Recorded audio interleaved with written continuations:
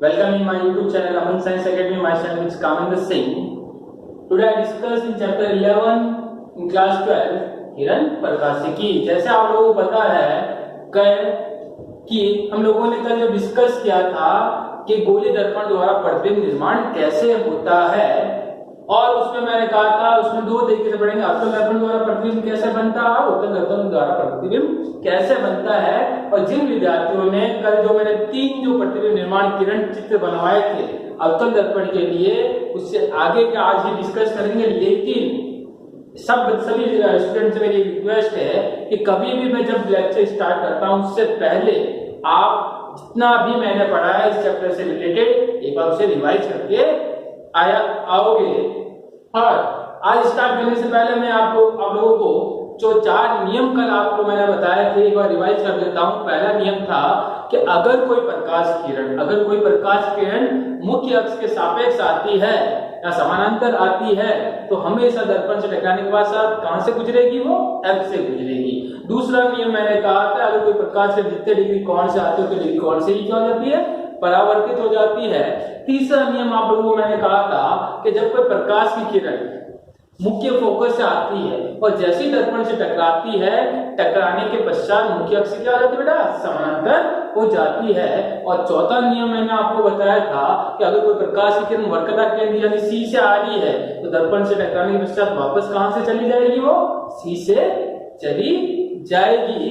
तो कल अपन लोगों ने 3 प्रतिबिंब निर्माण किए थे अवतल दर्पण के लिए। 6 कंडीशन थी। 6 में से मैंने वस्तु जब अनंत पे हो, जब वस्तु F पे हो, जब वस्तु C पे हो, उस पे अपन लोगों ने कल डिस्कस किया था। तो अगला मैं आज वही ले रहा हूं। अपन किसके बारे में पढ़ रहे हैं, अवतल दर्पण। अब कंडीशन नंबर 4 क्या कह रहा है कि वस्तु को कहां पे रखा बेटा, मैंने C और F के मध्य रखा है। तरीका ध्यान से सुनना बेटा। मैंने कहा था 6 लाइन का अवतल दर्पण बना दिया मैंने, अवतल दर्पण ध्यान से देखते रहना बेटा। ये मैंने क्या बना दिया, अवतल दर्पण। मैंने कहा था 3 लाइन पे आपको सेंटर पे क्या लेना है, मुख्य अक्ष। यहाँ पे साथ में लिखते जाओ कौन सी अक्ष है ये, मुख्य अक्ष। समझ बेटा। यहां से मैंने कहा था इसको अपन क्या लिखते हैं, P कि 2 सेंटीमीटर पे है, 2 सेंटीमीटर पे लिखेंगे C। अब ध्यान से सुनिएगा, क्या वस्तु कहां पे रखना बेटा, C और F के मध्य का मतलब एकदम बीच में रखना है। बात समझ आ गई। तो बेटा ध्यान से सुनिएगा, इन दोनों के बीच में गैप कितना है, 2 सेंटीमीटर। कितना गैप है, 2 सेंटीमीटर। तो इसके वजह से 1 सेंटीमीटर पे आप डॉट लगाओ। क्या लगाओगे, 1 सेंटीमीटर पे दोनों के बीच में C और F के मध्य पूछा है, 1 सेंटीमीटर डॉट लगा के क्या रख दो बेटा, वस्तु। क्या रख दी मैंने, वस्तु रख दी। कॉपी कितनी लाइन पे बनाओगे बेटा, 2 लाइन पे। कॉपी कितनी लाइन पे, यहाँ पे वस्तु लगाओगे 2 लाइन पे रख दी बेटा। वही नियम लगाओ, पहला नियम और दूसरा नियम। पहला नियम कहता है कि अगर कोई प्रकाश की मुख्य अक्ष के समानांतर है तो कहां से जाएगी बेटा, वो हमेशा जाएगी मुख्य फोकस से जाएगी। बात समझ बेटा। कह रहा था वस्तु कहां कहता है, जहां कहता है वहां वस्तु रख दो। मैंने कहा वस्तु कहां रखनी है, C और F के मध्य, तो मैंने C और F के बराबर मध्य 2 सेंटीमीटर 1 सेंटीमीटर के बीच में रख दिया मैंने। बात समझ आ गई। पहला नियम लगाया, अगर कोई प्रकाश की मुख्य अक्ष समानांतर तो कहां से जाएगी, F से जाएगी। सेकंड मैंने कहा था कि जितने डिग्री कोण से आती है।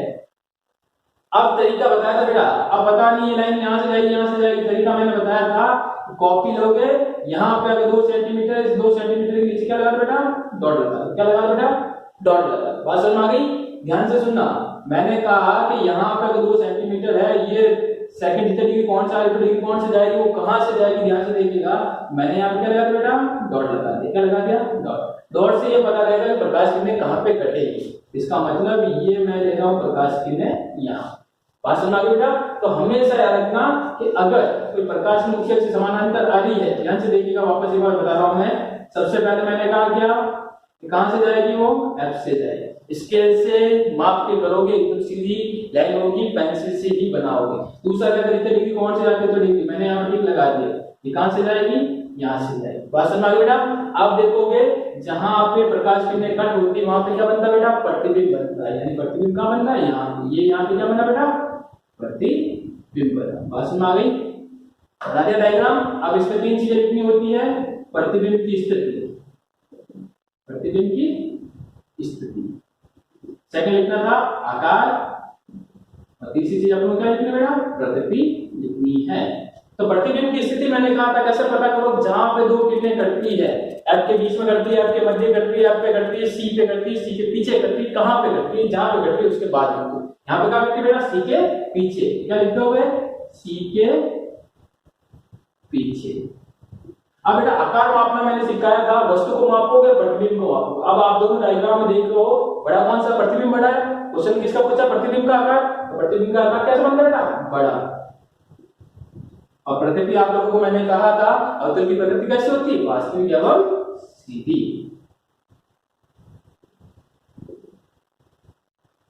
बात समझ में आ गई बेटा, कंडीशन नंबर अपने क्या बने, 4 बनाए। बात समझ में आ गई। चलो नेक्स्ट कंडीशन लेते हैं।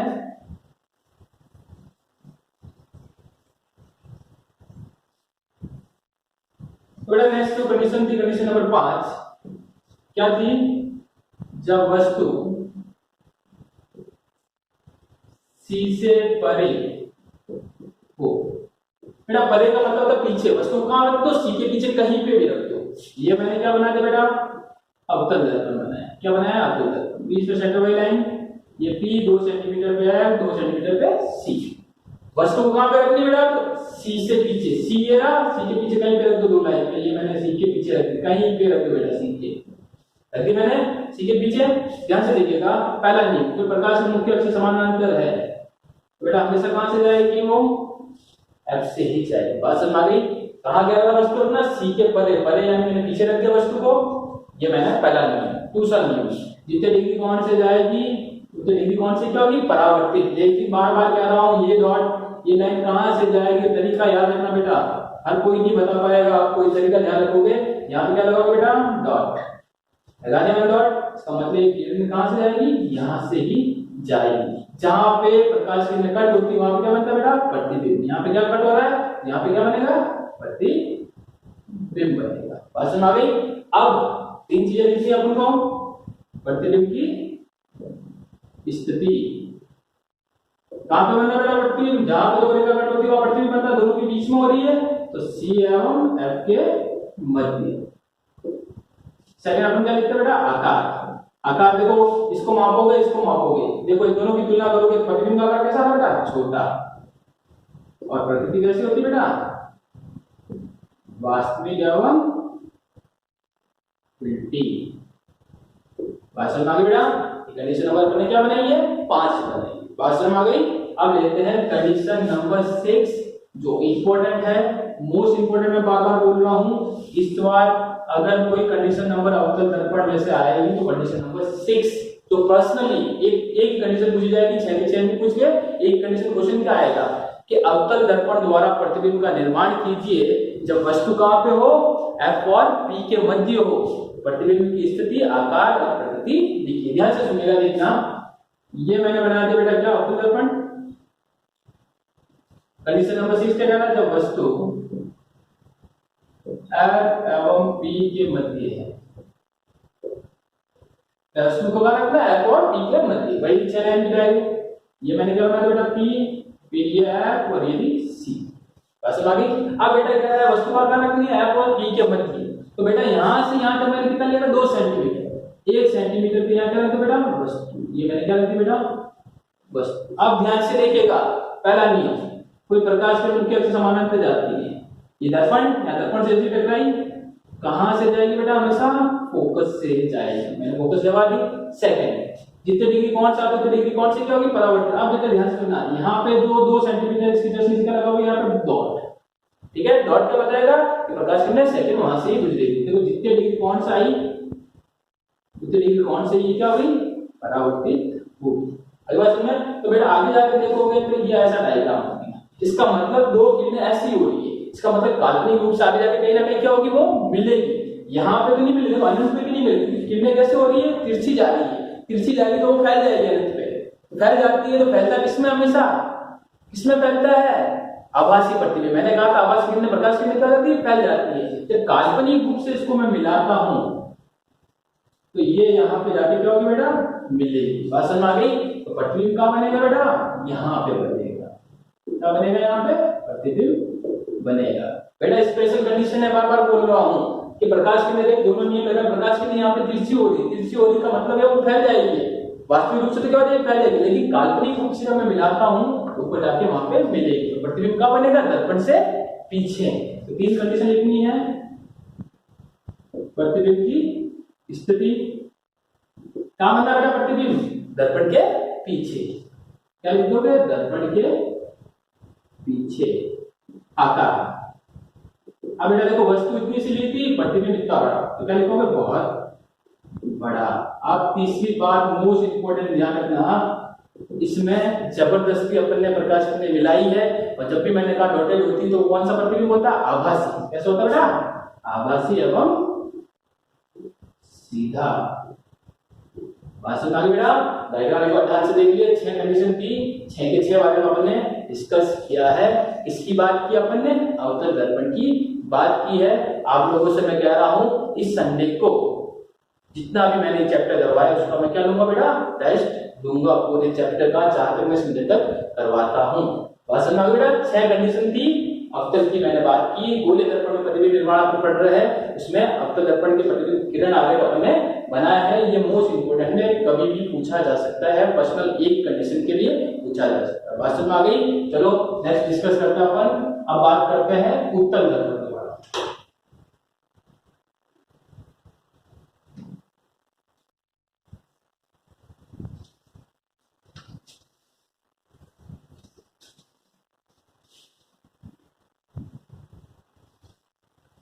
बेटा देखो नेक्स्ट अपन डिस्कस कर रहे हैं इसके द्वारा उत्तल। दिमाग में कॉन्सेप्ट ध्यान से डाल लेना कि अवतल दर्पण में किरण आने की कितनी कंडीशन है बेटा, 6 कंडीशन है। कितनी कंडीशन है टोटल, 6 कंडीशन है। और उत्तल के लिए कितनी कंडीशन है, ओनली 2 ही कंडीशन है। दिमाग में डाल लेना, बार बार मैं कह रहा हूं, अवतल दर्पण में प्रतिबिंब निर्माण की 6 कंडीशन है, उत्तल के लिए कितनी है, 2 ही है। उत्तल के लिए 2 कंडीशन कौन सी है, फर्स्ट जब वस्तु अनंत पर हो, और सेकंड है जब वस्तु अनंत एवं पी के मध्य हो।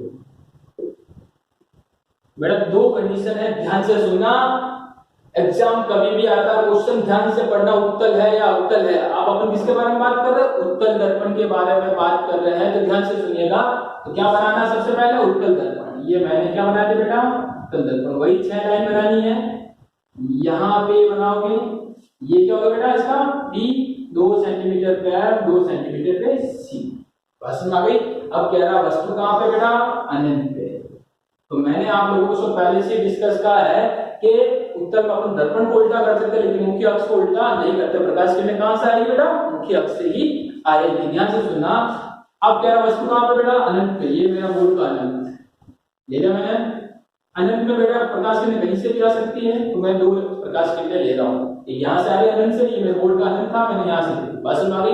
अब आप लोगों को मैंने पढ़ाया था कि अगर कोई भी प्रकाश किरण अवतल दर्पण से टकराती है तो उसके बाद क्या हो जाती है बेटा, फैल जाती है। क्या हो जाती है, फैल जाती है। यहां से जैसे टकराएगी तो ये क्या हो जाएगी, यहाँ पे फैल जाएगी, और ये यहाँ पे क्या हो जाएगी बेटा, फैल जाएगी। लेकिन रूल नंबर फर्स्ट क्या कहता है कि अगर कोई प्रकाश किरण मुख्य अक्ष से क्या है बेटा, समानांतर आ रही है, तो दर्पण से टकराने के पश्चात कहां मिलेगी, काल्पनिक रूप से एफ पर ही मिलनी चाहिए। तो मैंने क्या, प्रकाश किरण मुख्य समानांतर आए, टकराने के बाद क्या होगा बेटा, फैल गई। लेकिन काल्पनिक रूप से जाके कहां मिलेगी बेटा, वो एफ पे मिलेगी। जहां पे प्रकाश किरण मिलती वहां पे क्या बनता बेटा, प्रतिबिंब। यहाँ पे डॉट का मतलब मैंने कहा था कि उत्तल दर्पण में हमेशा प्रतिबिंब कैसा बनता है, आभासी ही बनता है। बात समझ आ गई बेटा। प्रकाश किरण गई, टकराने के बाद क्या हो गई, फैल गई। काल्पनिक रूप से मिलाता हूं तो जाके कहां पे मिलेगी, मुख्य फोकस पर ही मिलेगी। बात समझ आ गई बेटा, गई टकराई, लेकिन मिलना चाहिए, पहला नियम क्या कहा, मिलनी चाहिए, पर ही मिलना चाहिए। बात समझ आई क्या। 3 चीजें इसमें भी लिखनी है, प्रतिबिंब की स्थिति कहां पे बन रहा है बेटा, प्रतिबिंब कहां पे बन रहा है, डॉटेड लाइन कहां मिल रही है, एफ पर। आकार, देखो बेटा आकार जब मापोगे डॉटेड लाइन मिलती, बहुत डॉट मिल रहा है, तो क्या होगा, बहुत ही छोटा। और तीसरी बात करता हूं पद्धति। आप लोगों को मैंने पहले ही बता चुका है कि अब उत्तल दर्पण की जो पद्धति होती है वो बेटा कैसे होती है, आभासी एवं सीधी। बात में बेटा क्या किया मैंने, 2 ही कंडीशन है, वस्तु अनंत से आ रही है, टकरा के क्या हो गई बेटा, फैल जाती है। उत्तल दर्पण में मैंने पहले कहा फैल जाती है। तो जबरदस्ती जब मिलाता हूं, जब जबरदस्ती मिलाते अपन, जबरदस्ती अपन कोई भी लाइन को डॉटेड लाइन में मिलाते हैं तो वहां प्रतिबिंब कैसा होता है बेटा, आभासी होता है। जबरदस्ती अपन ने मिलाई है तो प्रतिबिंब कैसा बनेगा, आभासी एवं सीधा। और मैंने कहा जहां पे मैं जबरदस्ती मिला रहा हूं तो वहां पे वो कहां मिल रही है, एफ पे मिल रही है, तो प्रतिबिंब कैसा बनेगा, बहुत ही बिंदु आकार का। बात समझ में आ गई, ये थी फर्स्ट कंडीशन। दूसरी कंडीशन की मैं बात करता हूं, ध्यान से देखना। तो बेटा दूसरी कंडीशन क्या कह रही है, वस्तु कहां पे रखी है, अनंत और एफ के मध्य। दर्पण कौन सा ले रहे हैं अपन, उत्तल ले रहे हैं। कौन सा ले रहे हैं, उत्तल। ये मैंने बना दिया बेटा उत्तल दर्पण, ध्यान से देखते रहना बेटा। ये मैंने क्या बना दिया यहाँ पे, P 2 सेंटीमीटर पे है, 2 सेंटीमीटर पे C। अब क्या कह रहा है, वस्तु कहां पे बेटा, अनंत और P। मुख्य अक्ष प्रकाश के में कहां से है बेटा, मुख्य अक्ष से। ये मेरा बोर्ड का अनंत है, ये मेरा बोर्ड का अनंत, ये रहा P, इन दोनों के बीच में ही है कहीं पे, तो मैंने यहाँ पे रख दिया। ठीक है, यहाँ पे क्या रखते बेटा, वस्तु। देखो बेटा ये तो हो गया अनंत और ये हो गया P, दोनों के बीच में क्या रख दिया, पहला नियम कि अगर कोई प्रकाश के मुख्य अक्ष से समानांतर आती है, दर्पण कौन सा बेटा, उत्तल। जैसी टकराती टकराने पर सब क्या होती है बेटा, फैल जाती है। लेकिन नियम पहला क्या कहता है, कहां पे आके मिलती है, काल्पनिक रूप से एफ पे आके मिलती है। बात समझ में क्या कह रहा है, वस्तु कहां रखनी थी, P और अनंत के मध्य, तो मैंने अनंत और P के मध्य रख दी। पहला नियम मुख्य अक्ष से समानांतर आती, दर्पण से टकराने पर सब क्या होती है बेटा, फैल जाती है। लेकिन काल्पनिक रूप से कहां मिलेगी, वो एफ पे मिलेगी। यानी फैलने के बाद मैं काल्पनिक रूप से मिलाता हूं तो कहां पे, एफ पे। अब नियम नंबर 2 लगा दिए। नियम नंबर 2 क्या था बेटा, कि जितने डिग्री कोण से आती है, जितने डिग्री कोण से आती है, इसकी वजह से क्या लगा बेटा, डॉट लगा। जितने डिग्री कोण से वापस क्या हो जाएगी, परावर्तित हो जाएगी। जितने डिग्री कोण से, डिग्री कोण से क्या होगी, परावर्तित। लेकिन काल्पनिक रूप से इसको मैं मिलाता हूं तो यहाँ पे बेटा क्या बनता है, प्रतिबिंब बनता है। क्या बनता है बेटा, प्रतिबिंब। कॉपी में एक्यूरेट बनेगा बेटा, इसके लिए एक बार यूज करना।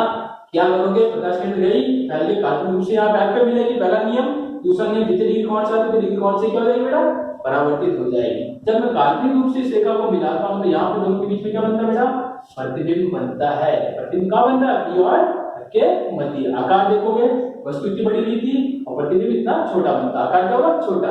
और प्रकृति कैसे होगी, आभासी एवं सीधी। तीन चीजें लिखते हैं, प्रतिबिंब का आकार,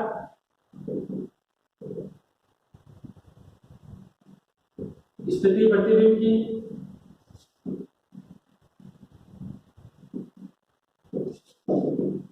और थर्ड अपन क्या लिखेंगे, उसकी प्रकृति।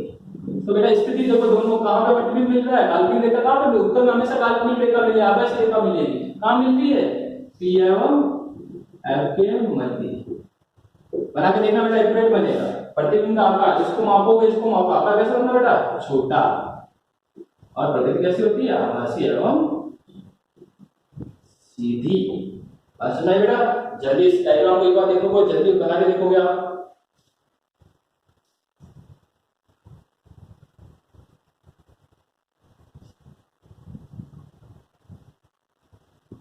ओके, आज अपने जो डिस्कस किया है, गोलीय दर्पण अपने कल से स्टार्ट किया था।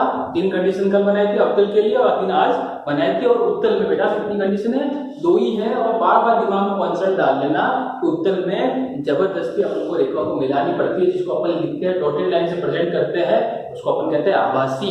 तो नियम वही लगा होगा, प्रकाश किरण मुख्य समान में गई तो क्या देगी, फैल जाएगी। काल्पनिक रूप से आप कहां मिलेगी बेटा, पहला नियम कहता है एफ पे मिलनी चाहिए तो एफ पे मिलेगी। दूसरा जितनी डिग्री कौन सा डिग्री काल्पनिक रेखा मिले तो आपका मिली, यहाँ पे दोनों मिली। जहां पे 2 रेखा करती है वहां प्रतिबिंब बनता है।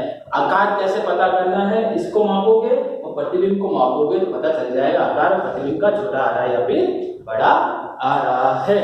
अभी बात समझ में, तो अपन ने अभी तक बात की है अवतल और उत्तल दर्पण की। तो बेटा आप इतनी बात कर ली है, अवतल दर्पण के बारे में पढ़ लिया, उत्तल दर्पण के बारे में पढ़ लिया है। अब आप लोग कहोगे कि सर ये काम कहाँ आता है। एक बार आपके मन में क्वेश्चन है कि सर आपने उत्तल दर्पण मुझे पढ़ा दिया है, अवतल दर्पण आपने मुझे पढ़ा दिया है, लेकिन ये दोनों है जो उत्तल दर्पण हो या अवतल दर्पण हो, कि हमारे दैनिक जीवन में डेली लाइफ में कहाँ काम आ रहे हैं। तो ध्यान से सुनिएगा, उसी का मैं आंसर आप लोगों को देने वाला हूँ। तो आंसर क्या है, पहले मैं आप लोगों को बता देता हूँ कि अवतल दर्पण कहाँ काम आता है। तो बेटा ध्यान से सुनिएगा कि अपन के घरों में जो अपना फेस देखने के लिए या सैलून के अंदर अपन कभी भी जाते हैं या कोई ब्यूटी पार्लर में अपन जब भी जाते हैं तो वहां पे जो भी दर्पण लगा हुआ होता है वो दर्पण होता है कौन सा, अवतल दर्पण। तो मैं उपयोग की बात करता हूँ, कहाँ पे काम आते हैं, पहले मैं बात कर लेता हूँ अवतल दर्पण की। तो बेटा ध्यान से सुनना, अवतल दर्पण का पहला उपयोग क्या है कि अवतल दर्पण का उपयोग शेविंग या फिर कोई भी सैलून है या फेस देखने के लिए वहां पे उपयोग किया जाता है, पहला पॉइंट। दूसरा मैं बता देता हूँ अवतल दर्पण का उपयोग कहाँ किया जाता है कि कभी भी अपन दांत के डॉक्टर के पास जाते हैं, दंत चिकित्सक के पास जैसे जाते हैं, तो वो हमेशा एक उपकरण लेके अपने दांतों में डालता है। वो उसके ऊपर एक कांच लगा होता है, जो उपकरण होता है उसके ऊपर क्या होता है, कांच लगा होता है। वो कांच क्यों लगा होता है, उस कांच के द्वारा प्रतिबिंब बड़ा दिखाई दे सकता है। तो वो जो कांच लगा होता है वो होता है अवतल दर्पण।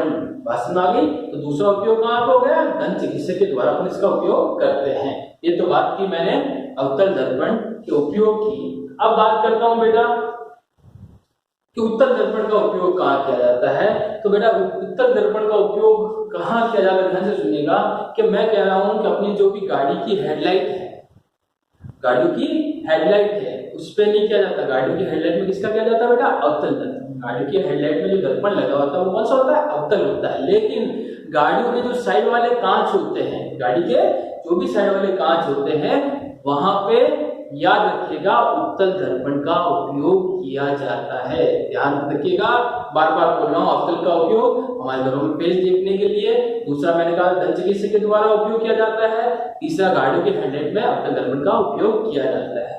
उत्तल दर्पण की मैं बात करता हूं। उत्तल दर्पण मैंने कहा गाड़ी के जो पश्च वाले दर्पण होते हैं, यानी पीछे देखने के लिए, जो पीछे कोई वस्तु उसको देखने के लिए जो दर्पण उपयोग करते हैं, वो हमेशा कौन सा होता है, उत्तल दर्पण होता है।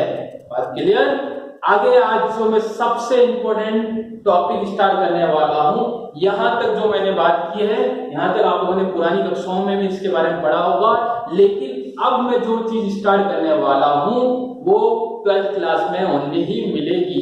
तो ध्यान रखिएगा, नेक्स्ट जो टॉपिक लेने वाला हूं, मोस्ट इंपोर्टेंट टॉपिक लेने वाला हूं, इस ईयर की मैं बात करता हूं, जो भौतिक विज्ञान का जो पेपर आया है उसमें भी इस टाइप का क्वेश्चन आया हुआ है। क्या क्वेश्चन है अभी नेक्स्ट टॉपिक में ले रहा हूं, ध्यान से सुनिएगा और उस टॉपिक पे मोस्ट इंपोर्टेंट डाल लीजिए। ओके, अभी स्टार्ट करते हैं नेक्स्ट टॉपिक।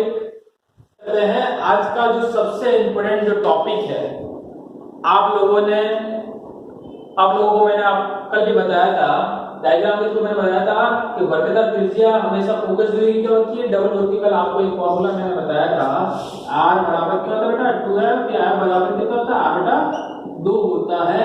ये आपको मैंने कल बताया था और मैंने कहा था ये चीज अपने 10th तक पढ़ी थी, लेकिन 12th में इस चीज को अपन क्या करना बेटा, प्रूव करके बताना है कि वर्टिकल त्रिज्या है, यानी फोकस दूरी है वो हमेशा वर्टिकल त्रिज्या की आधी होती है, 7 होती है। देखो ये बेटा f है और ये भी यहाँ पे कितना होगा, f कितना होगा, 2f, r बराबर कितना होगा, 2f है। डायग्राम में देख लो, ये f है, यहाँ पे क्या है, r हमेशा क्या है, फोकस दूरी के क्या होती है, आधी होती है।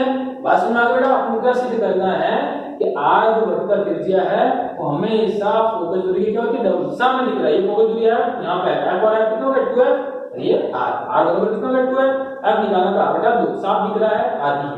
लेकिन इस चीज को आज अपन को क्या करना है, इसको सिद्ध करके बताना है। तो ध्यान से सुनिएगा, इंपॉर्टेंट क्वेश्चन मैंने पहले ही लिख दिया है। क्वेश्चन एक बार ध्यान से देखिए, क्वेश्चन क्या कह रहा है कि सिद्ध कीजिए, क्या कीजिए, सिद्ध कीजिए कि दर्पण की जो फोकस दूरी है, दर्पण की जो फोकस दूरी है वो वर्टिकल त्रिज्या की क्या होती है, आधी होती है। ये अपन को क्या करना है, सिद्ध करना। अपन ने कल डायरेक्ट फॉर्मूला पढ़ा था, लेकिन आज इसको सिद्ध करके बताना है कि दर्पण की जो फोकस दूरी है, ये दिख रही है बेटा, दर्पण की जो फोकस दूरी है वो वर्टिकल त्रिज्या की क्या होती है, आधी होती है। किसकी, दर्पण की जो फोकस दूरी है वर्टिकल त्रिज्या की क्या होती है, आधी होती है। डायग्राम में आपको साफ दिख रहा है, लेकिन इसको आपको क्या करना है, प्रूव करना है। तो ध्यान से देखिएगा, एक एक पॉइंट ध्यान से देखिएगा और इस चीज को आप कम से कम 2 बार समझकर कम से कम 2 बार इसकी प्रैक्टिस करोगे। अगर नहीं की तो आगे और ऐसे ही क्वेश्चन आने वाले हैं, तो आपको करना ही पड़ेगा। तो कम से कम 2 बार प्रैक्टिस करना। नहीं समझ में आता है तो बार बार इस वीडियो को देखिएगा। बात समझ में आ गई बेटा? अब ध्यान से सुनना, इस क्वेश्चन को आपको सॉल्व करना है कि दर्पण की फोकस दूरी है वो वर्टिकल त्रिज्या की क्या होती है बेटा, आधी होती है। तो ध्यान से देखिएगा, मैंने क्या किया बेटा, एक अवतल दर्पण लिया है। कौन सा दर्पण लिया मैंने यहाँ पे, एक अवतल दर्पण लिया। ध्यान से देखिएगा, मैंने क्या लिया बेटा, एक अवतल दर्पण लिया है। मैंने एक प्रकाश किरण भेजी है ए से एम तक, जैसे दर्पण से टकराती तो कहां से जाती है बेटा, वो हमेशा फोकस से ही जाती है। यानी कोई प्रकाश की मुख्य से समानांतर आती है, दर्पण से टकराई, टकराने के पश्चात कहां से निकलेगी बेटा, फोकस से ही निकलेगी। देखो कंडीशन क्या है, मैंने वही कंडीशन ली बेटा कि प्रकाश की मुख्य से समानांतर है, वो कहां से जाएगी, फोकस से ही जाएगी। अपन को पता है बेटा P से O मानकर मैंने यहाँ P जगह वन क्या माना बेटा, O माना है कैलकुलेशन सही होने के लिए। तो देखो F से O अपन क्या मानते थे, फोकस दूरी, और O से C क्या मानते थे अपन R, या P से C क्या मानते थे अपन R मानते थे, और P से F क्या मानते थे अपन F मानते थे नहीं मानते थे, वो मैंने यहाँ पर डिनोट कर दिया। अब बेटा ध्यान से सुनना, प्रकाश किरण जा रही है तो इस जाने वाली किरण का नाम मैंने क्या लिख दिया, A से M। क्या जा रही है, प्रकाश किरण आ रही कौन सी है, A से M आ रही।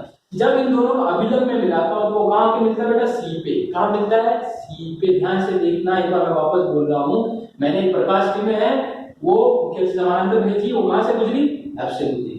ये वाली दूरी क्या होती थी, आप होती थी, आपको पता है, ये वाली क्या होती थी, आर होती थी। जब इन दोनों का बीच का जो बिंदु अभी अभिलंब परावर्तन पड़ा था, आने वाली किरण जाने वाली किरण के बीच का जो बिंदु है वो अभिलंब कहलाता है। इन दोनों के अभिलंब को मिलाता हूं, कहां मिलती है बेटा, सी पे मिलती है। बेटा ये सारी चीजें क्यों कर रहे हैं, क्योंकि अपन को प्रूव करना है। इस डायग्राम में जो भी अपन इसको क्या करेंगे, सिद्ध करेंगे। ध्यान से देखिएगा, जब मैंने कहा इन दोनों का जो मध्य बिंदु कहां पे मिलता है, सी पे, तो बेटा मैंने मान लिया ये कौन थीटा है, ये भी क्या है कौन थीटा है। ध्यान से देखना बेटा एक बार, ये कौन थीटा है, ये भी क्या है थीटा। बात समझ में आ गई। अब ध्यान से सुनना, मैंने क्या लिखा, मैंने कहा m से a प्रकाश की किरण है, m से a क्या है, प्रकाश की किरण है, दर्पण से जैसे टकराती है, टकराने के पश्चात वो कहां से गुजरती है बेटा, मुख्य फोकस। ये लाइन मैंने लिखी है, ये प्रकाश किरण है, m से a दर्पण से टकराती है, कहां से गुजरती है, फोकस से गुजरती है। बात समझ में आ गई क्या। अब ध्यान से सुनना, अब परावर्तन का नियम क्या कहता है बेटा, आने वाला कौन जाने वाला कौन क्या होना चाहिए, बराबर होना चाहिए। दिमाग में कॉन्सेप्ट याद रखना, इसमें क्या यूज करना है। पहले मैंने कहा a से m क्या प्रकाश किरण है, दर्पण से टकराई, कहां से गुजरी, मुख्य फोकस से गुजरी। ध्यान से सुनना, अब परावर्तन का नियम क्या कहता है, परावर्तन का नियम कहता है आने वाला कौन जाने वाला कौन क्या होना चाहिए, बराबर होना चाहिए, होना नहीं चाहिए, ये होना चाहिए नहीं चाहिए, होना चाहिए। ध्यान से सुनना, परावर्तन के नियम से, अब परावर्तन का नियम से आने वाला कौन सा बेटा, AMC, ये कौन सा है, आपतन कोण। ध्यान से देखना बेटा, आने वाला कौन सा, ये आपतन कोण, कौन सा, AMC। बात समझ में आ गई बेटा।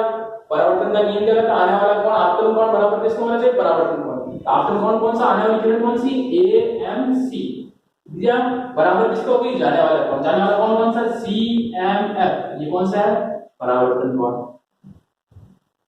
हमारा बेटा ये आपतन कोण, ये परावर्तन कोण। देखो आपतन कोण, परावर्तन का नियम क्या, दोनों कोण क्या होने चाहिए, आपतन कोण बराबर क्या होना चाहिए, परावर्तन कोण। मैं यहां लिखता हूं बेटा क्या होना चाहिए, आपतन कोण बराबर किसको होना चाहिए, परावर्तन। देखो आपतन कोण कौन सा बन रहा है, त्रिभुज बन रहा है, त्रिभुज में कौन सा कोण बन रहा है, AMC। कौन सा बन रहा है, AMC। ये आपतन कोण बेटा ये वाला, और ये कौन सा हो गया, परावर्तन कोण। परावर्तन कोण कौन सा होगा, CMF। दोनों बराबर मैंने कर दिए, इसके अकॉर्डिंग परावर्तन की नियम। बात समझ में बेटा, अब ध्यान से देखिए।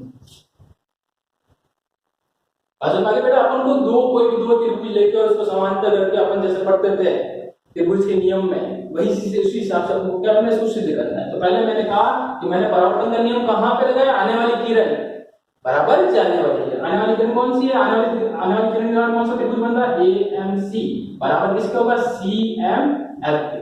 बात समझ आ गई, यानी ये कोण किसके बराबर होगा बेटा, इस कोण के बराबर होगा। बात समझ आ गई, वही मैंने लिखा। अब देखना सेकंड बात, अब मैं कह रहा हूं इस डायग्राम में देखोगे बेटा एकांतर कोण बन रहा है नहीं बन रहा है, बन रहा है। जेड शेप में कोण बन रहा है नहीं बन रहा है, बन रहा है कि नहीं बन रहा बेटा। ध्यान से देखोगे जेड शेप में कोण बन रहा है नहीं बन रहा, बहुत सारे बन रहे हैं। इस त्रिभुज की मैं बात करता हूं, यहाँ पे देखोगे एकांतर कोण किस शेप में बनता है बेटा, जेड शेप में बनता है। किस शेप में बनता है बेटा, जेड शेप में बनता है। तो देखो एकांतर कोण कौन सा, यहां से मैं कह रहा हूं बेटा एकांतर कोण ये बन रहा है नहीं बन रहा है, ध्यान से देखिएगा।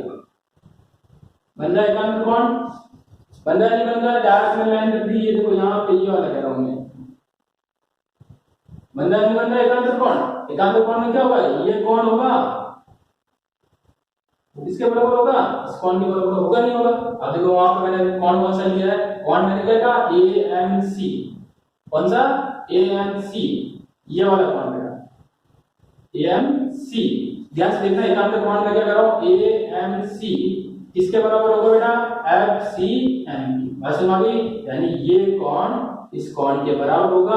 तो अगर ये कोण बराबर है तो ये कोण भी क्या होगा बेटा, बराबर होगा। ध्यान से सुना, पहले मैंने क्या लिया परावर्तन वाला कोण, सेकंड एकांतर कोण देता हूं, एकांतर कोण कौन सा बराबर है AMC।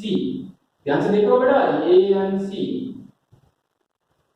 दिख रहा नहीं दिख रहा है, AMC बराबर किसका बेटा FCM।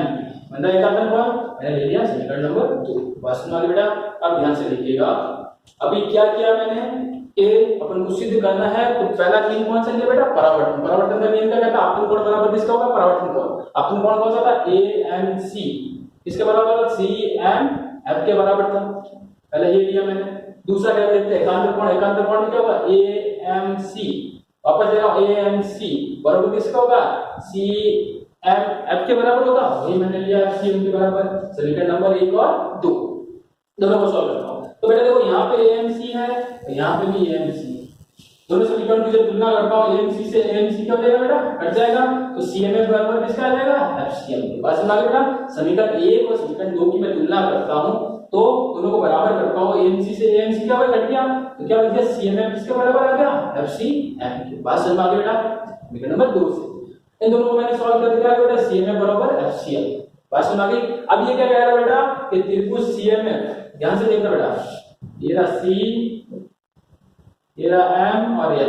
देखो बेटा ये कह रहा है ये त्रिभुज, ध्यान से सुनो, मैं नंबर 1 त्रिभुज दिया है। अब बेटा जब मैंने कहा दोनों की तुलना की, मैंने त्रिभुज के दोनों त्रिभुज क्या है बराबर है, जब त्रिभुज बराबर है तो उनकी भुजाएं भी बराबर होगी और उनके कोण भी क्या होंगे बेटा बराबर होंगे। बात समझ में आ गई क्या, मैंने क्या सिद्ध किया पहले परावर्तन के नियम से एकांतर नियम से, दोनों त्रिभुज को मैंने क्या किया तुलना की तो दोनों क्या आ रहे बेटा बराबर आ रहे हैं। कौन बराबर आ रहा है CMF बराबर किसका आ रहा है FCM के बराबर। अगर त्रिभुज बराबर आ रहे हैं तो त्रिभुज की भुजाएं भी, दोनों त्रिभुज की भुजाएं भी क्या होगी बेटा बराबर होगी। तो ध्यान से सुनना, उस समय जो MF भुजा है ये वाली भुजा, ध्यान से देखना बेटा, तो मैं कह रहा हूं भुजा MF होगी, ये वाली भुजा होगी बेटा, याद कर देता हूं, ठीक है। भुजा MF किसके बराबर होगी बेटा इस भुजा के बराबर होगी। बात समझ में आ गई, ये भुजा इस भुजा के बराबर है तो ये भुजा किसके बराबर होगी इसके बराबर भी होगी। कहने का मतलब क्या है कि MF किसके बराबर होगी बेटा CF के। तो मैंने कहा कि यहाँ पे जो दर्पण है बहुत ही पतला है, पतला होगा तो बेटा ये लाइन ऐसे आ जाएगी यहाँ पे। तो मैंने कहा ये त्रिभुज और ये त्रिभुज एक दूसरे के क्या है बराबर है, जब ये त्रिभुज एक दूसरे के बराबर है तो दोनों की भुजाएं भी क्या होगी बराबर। तो इसका मतलब CF किसके बराबर होगा बेटा MF के। बात समझ आ गई, तो MF बराबर किसका है CMF।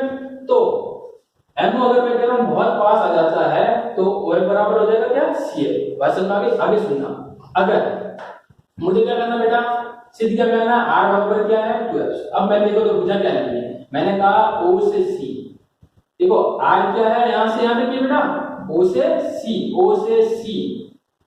C अपन को निकालना। ध्यान से सुनिएगा, एक बार अब कर लेता हूं शॉर्टली, ये रहा है प्रकाश करनी, ध्यान से देखिएगा, ठीक है, ये यहाँ पर बेटा है। अब बेटा ध्यान से सुनिएगा, यहाँ तक अपन ने प्रूव किया है MO बराबर अपने कहा कि त्रिभुज जब सर्वांगसम होते हैं तो उनकी भुजाएं भी क्या होगी बराबर होगी। अब ध्यान से सुनना, अपन को क्या निकालना है, सिद्ध करना है कि R बराबर क्या होना चाहिए 2F होना चाहिए, R बराबर क्या होना चाहिए 2F होना चाहिए। तो मैं कहता हूँ O से C लेता हूँ, O से C ये लिया मैंने। देखो बेटा O से C निकालना अपन को, अपन क्या करेंगे O से C के लिए क्या करेंगे OF प्लस FC, ये करेंगे। O से C निकालना है, O से C निकालना है तो क्या होगा OF प्लस FC।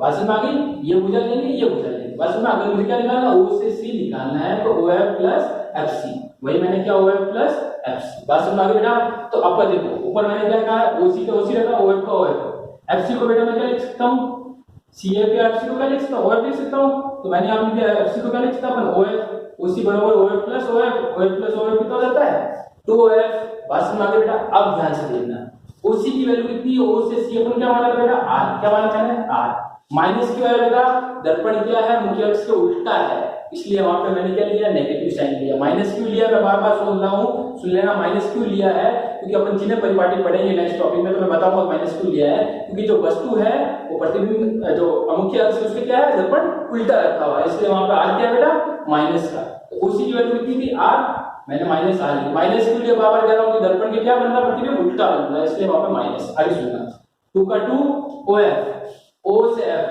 ये बेटा ओ से एफ तुम क्या मान लो स्मॉल है, ये भी माइनस भी हो चुका है, पर क्या बेटा उल्टा है, क्या सीधा, तो minus r 2 into minus f, minus से माइनस कट, आर बराबर कितना है बेटा 2f, सीधा हो गया ये। और आगे सॉल्व करते हैं, एफ निकालना था बेटा 2। आगे बात सुन बेटा, तो इस टॉपिक को ध्यान से समझ के बार बार एक बार समझिएगा, नहीं समझ में आता तो आप वैसे डिस्कस करिएगा, इंपॉर्टेंट टॉपिक बता रहा हूँ, उसके बाद में टॉपिक लेने वाला हूँ बेटा, दर्पण सूत्र कैसे सिद्ध करते हैं उसके बारे में मैं लेने वाला हूँ, इसलिए कहता हूँ इसकी ज्यादा प्रैक्टिस कीजिएगा और घर पे रहिए।